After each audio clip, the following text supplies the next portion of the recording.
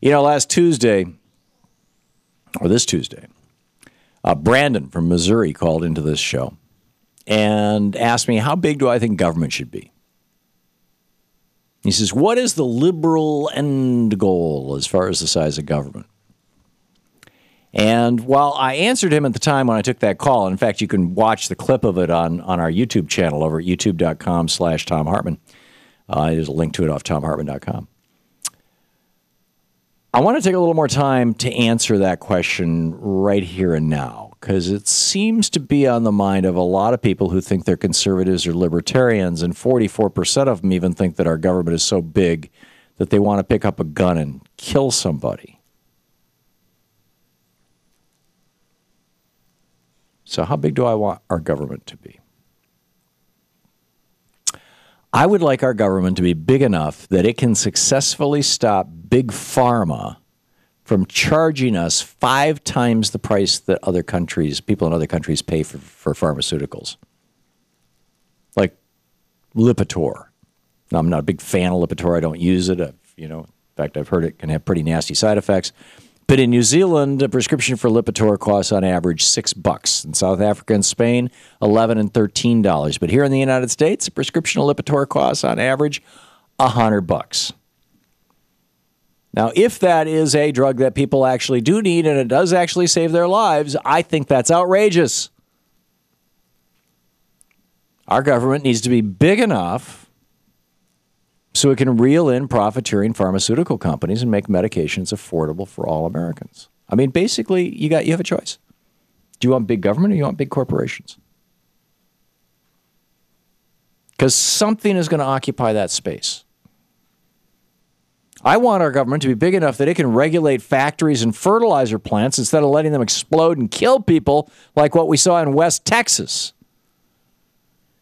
You know, Americans who have a job, they should be able to go to work knowing that they're going to be safe and that all the precautions that need to be taken have been taken.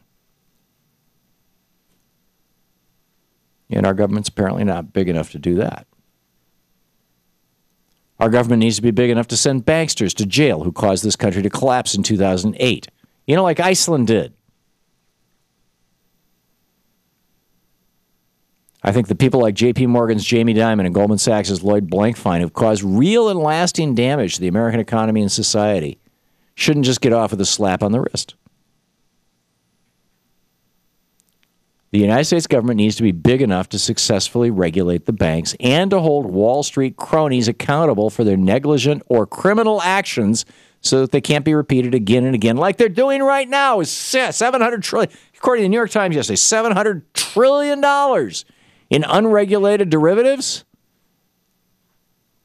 Remember, the GDP of the world is $65 trillion. GDP of the United States, $15 trillion.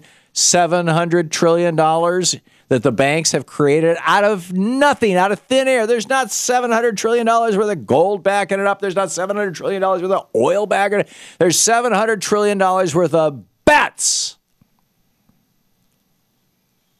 And when those bets go south, you know what the banks are going to do? They're going to say to you and me, when you deposited your money with us,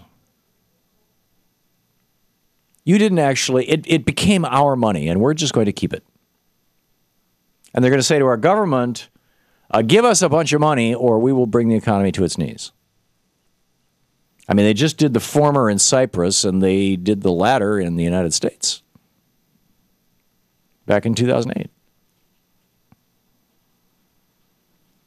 We need a government big enough to break up the big banks. We need a government big enough to break up the giant monopolies, the transnational corporations, and instead encourage the growth. We need a government big enough to encourage the growth of small businesses on Main Street.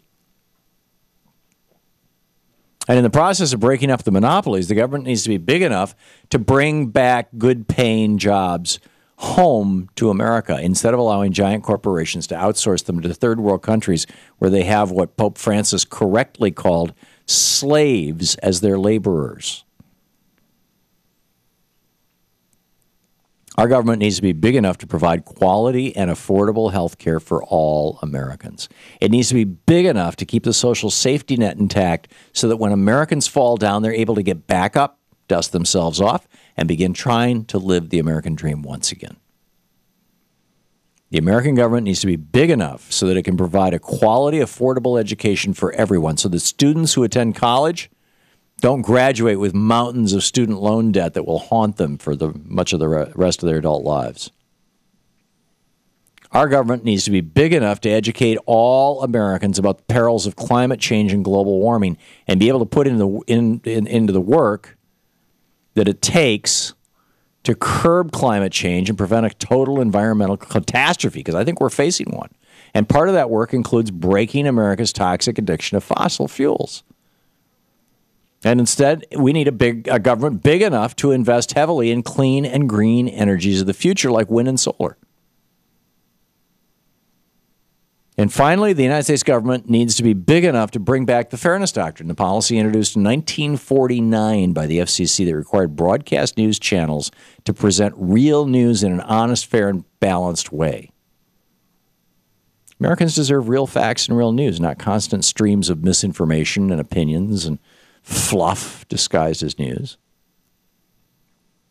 Bottom line here, our government is not big enough. It's not big enough to bring down the cost of prescription medication. It's not big enough to ensure that all Americans have access to affordable education and affordable health care. It's not big enough to throw banksters in jail or to stop corporations from outsourcing jobs. Pentagon's big enough. Pentagon you can make a little smaller. That's fine with me. We don't need 700 military bases around the world. But that's on the government side. On the other hand, I do not want our government to be playing in the private sector, the means of production and distribution. I want my jeans and my computer and my car, I don't own one now, but I used to be made by private companies. I want every American to be able to become an entrepreneur. I've been an entrepreneur my entire life. I have probably spent, the roughly 10 years I spent doing radio, maybe 3 of that I was doing that full time.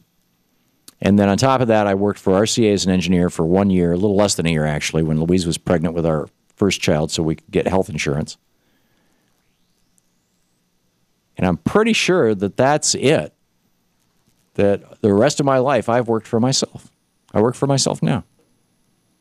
I've always been an entrepreneur. I would like other Americans to be able to. I want people to be able to form corporations and cooperatives and make goods and services that the rest of us want. Government should keep itself to 2 simple areas: protecting and running the commons and regulating capitalism so it doesn't destroy us. And in my opinion, our commons doesn't just include the police and fire and army, but includes education and health care. But that's it. And that's enough, by the way. The framers of the Constitution explicitly said in the preamble that they were creating it to promote the general welfare. In Article 1, Section 8, they gave Congress the power to raise taxes and spend money to promote the general welfare. And in my mind, that means to build, protect, and run the commons and keep us safe from corporate and fat cat predators. So how big should our government be? That's big enough. You want a percentage? You want a number? Well, here in the United States, we're about 21% of GDP. In Canada, it's around 45. Most of Europe, it's around 50. In Scandinavia, it's around 60. I think somewhere in there, in between those numbers, is a reasonable size. This is the Thom Hartmann Program. And if we shrank our military a little bit and expanded our social safety net a whole lot, we'd be a much better country.